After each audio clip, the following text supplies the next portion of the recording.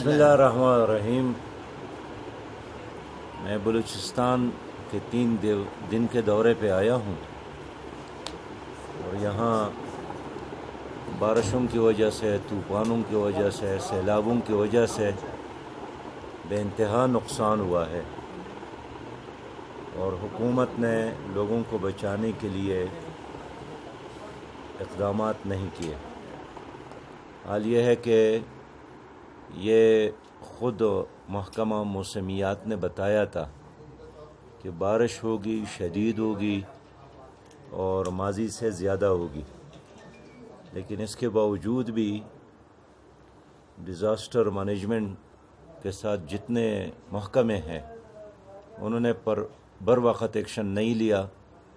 اور نتیجہ یہی نکلا کہ پہلے مرحلے میں سڑکیں بہہ گئے، پل تباہ ہو گئے، باغات تباہ ہو گئے، مکانات تباہ ہو گئے، اور سب سے بڑا نقصان یہ کہ 200 سے زیادہ لوگ اس میں شہید ہو گئے، جس میں خواتین بھی ہے، بچے بھی ہیں، مرد بھی ہے، اور ہزارہا مکانات گر گئے ہیں۔ لاکھوں کی تعداد میں مال مویشی وہ ضائع ہو گئے ہیں، مر گئے ہیں، سیلابی نالوں میں بہہ گئے ہیں، اور کئی ایسے بستیاں ہیں جو صفائے ہستی سے مٹ گئی ہیں اور اب تک حکومت نے اس کو دوبارہ بحال کرنے کے لیے مؤثر کارروائی نہیں کی ہے۔ جماعت اسلامی نے پہلے مرحلے پر الخدمت فاؤنڈیشن کے رضاکاروں کے ساتھ مل کر الحمدللہ ریلیف کا جتنا کام ممکن تھا شروع کیا اور بروقت لوگوں کو بچانا، ان کے سامان کو بچانا، اور لوگوں کے پاس کھانے کا انتظام نہیں ہوتا ہے تو ان کو تیار راشن پہنچانا، سیلاب میں پانی نہیں ہوتا ہے تو ان کو صاف پانی پہنچانا، جو زخمی ہے ان کو اسپتال تک پہنچانا، وہاں مقامی سطح پر ان کو علاج کی سہولیات وہاں ان کو پہنچانا، یہ سارے کام الخدمت فاؤنڈیشن کے رضاکاروں نے کی۔ کل میں ادھر بھی آیا تھا ولی محمد قلندرانی صاحب کے اس علاقے میں، یہاں کے دوستوں نے بھی یہاں کی صورتحال بتائی، میں نے اپنے آنکھوں سے دیکھا کہ بہت سارے مکانات گر گئے ہیں، دیواریں گر گئے ہیں، بچے زخمی ہو گئے ہیں، اور گلی اور کوچوں میں پانی بہہ رہا ہے۔ تو یہاں بھی ان لوگوں نے مجھے بتایا کہ کوئی گورنر، وزیر اعلیٰ یا کوئی مشیر وزیر نہیں آیا، قومی اسمبلی کا ممبر، صوبائی اسمبلی کا ممبر نہیں پہنچا۔ تو ہم حکومت سے یہی ڈیمانڈ کرتے ہیں کہ خدا را بلوچستان کا ساتھ دو،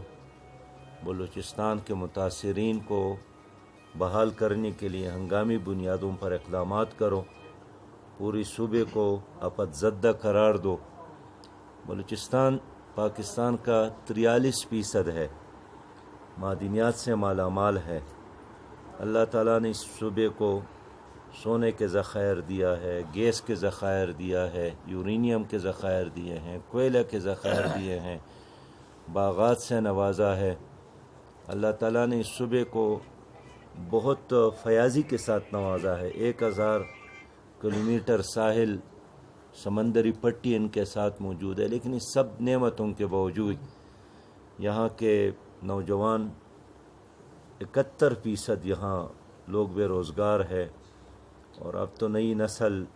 نشے کی عادی ہو گئی ہے۔ 10% نوجوان نشے کی بیماری میں مبتلا ہو گئے ہیں، ایک ڈپریشن ہے، محرومی ہے، چوری ہے، ٹارگٹ کیلنگ ہے، بد امنی ہے۔ یہاں سرداروں کا بھی اور یہاں جاگیرداروں کا ایک نظام ہے جو اسٹیبلشمنٹ اور بیوروکریسی سے مل کر انہوں نے اس بڑے صوبے کو یلغمال بنایا ہے، اور اس صوبے کے محرومیوں میں باہر کا کوئی آدمی ملوث نہیں ہے۔ خود یہاں کا جو اپنا لینڈ مافیا ہے، ڈرگ مافیا ہے، پٹرول مافیا ہے، ڈیزل مافیا ہے، یہ مافیاز نے مل کر اس صوبے کو یلغمال بنایا ہے، اور بلوچستان جو خوشحال ہوگا تو پاکستان خوشحال ہوگا۔ لیکن اب میں 2-3 دنوں سے یہاں گھوم رہا ہوں، لوگوں سے مل رہا ہوں، سیاسی ورکر بھی پریشان ہے، علماء بھی پریشان ہیں، بچے بھی پریشان ہیں، مائیں بہنیں اور بیٹیاں بھی پریشان ہیں۔ مسنگ پرسن کا بہت بڑا مسئلہ ہے۔ اب سوال یہ ہے کہ ان مسائل کا علاج کیا ہے؟ سے تک فوجیوں نے حکومت کی، جرنیلوں نے حکومت کی، پیپلز پارٹی نے حکومت کی، مسلم لیگ نے حکومت کی، پی ٹی آئی نے حکومت کی، باپ نے حکومت کی، لیکن ان تمام حکومتوں نے عوام کے مسائل حل نہیں کیے۔ یہ ضرور دیکھنے میں آیا ہے کہ جو مشیر وزیر بنائے، اگلے دن ان کی جھونپڑی اگر گھر ہو تو وہ بنگلوں میں تبدیل ہوتے ہیں، چھوٹی گاڑی ہو لینڈ کروزر میں تبدیل ہوتی ہے، اور ان کے بچے فوراً بڑے بڑے اعلیٰ سکولز میں ان کو داخلے ملتے ہیں، پھر کراچی میں کاروبار شروع ہوتا ہے، لیکن عوام کی حالت میں کوئی تبدیلی اور کوئی انقلاب نہیں آیا۔ نواز شریف کا زمانہ، شہباز شریف کا زمانہ، یوسف رضا گیلانی کا زمانہ، پرویز اشرف کا زمانہ، عمران خان کا زمانہ، اور آج شہباز شریف صاحب کی حکومت، یہ تمام ادوار گزر گئے، لیکن بلوچستان کی حالت ویسی ہے۔ آج میں نے کوئٹہ دیکھا، بالکل موئنجڈارو ٹنڈرات کی طرح پورا شہر تباہ ہو گیا ہے۔ پانی نہیں ہے، 4000 روپے ایک ٹینکر پانی ملتا ہے، ڈرینیج سسٹم نہیں ہے، سیوریج سسٹم نہیں ہے، تعلیمی اداروں میں غریب کے لیے تعلیم نہیں ہے، غریب کے لیے علاج کا انتظام نہیں ہے، کمیشن اور رشوت اور سفارش کے بغیر کوئی نوکری نہیں ملتی ہے، جتنی بھی اسامیاں نکل آتی ہے ایم پی اے اور ایم این اے لاکھوں میں اس کو فروخت کرتی ہے۔ تو علاج کیا ہے؟ میں یہی یہاں کے نوجوانوں سے، سیاسی ورکروں سے بات کرنے آیا ہوں کہ وہ مل کر کوئی علاج کی طرف جائیں، اور حالات پر رونا بھی چاہیے، ادراک بھی ہونا چاہیے، لیکن حل کی طرف تو میری نظر میں جب تک قوم اتحاد نہ کرے اور قوم ظالموں کے خلاف ایک نہ ہو، قوم کرپٹ مافیا کے خلاف نہ اٹھے، اور خاص کر نوجوان اس نظام کو چیلنج نہ کرے، تو حالات میں کوئی تبدیلی نہیں آ سکتی ہے۔ اس ملک میں اگر کرپشن ہے تو کرپشن کوئی جنات تو نہیں کرتے ہیں، یہی پارٹیاں اس کرپشن میں ملوث ہے، یہ آپس میں بھی لڑتے ہیں، لیکن کبھی کبھار بھی یہ غربت کے خلاف، جہالت کے خلاف، کرپشن کے خلاف نہیں لڑتے، اس لیے کہ تمام بیماریاں انہی کی وجہ سے ہے۔ تو جماعت اسلامی الحمدللہ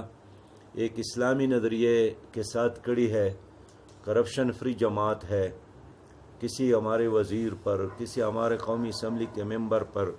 نہ نیب میں کیسز ہے، نہ پنڈورا پیپر میں کسی کا نام ہے، نہ پاناما لیکس میں کسی کا نام ہے، نہ قرض خوروں میں کسی کا نام ہے۔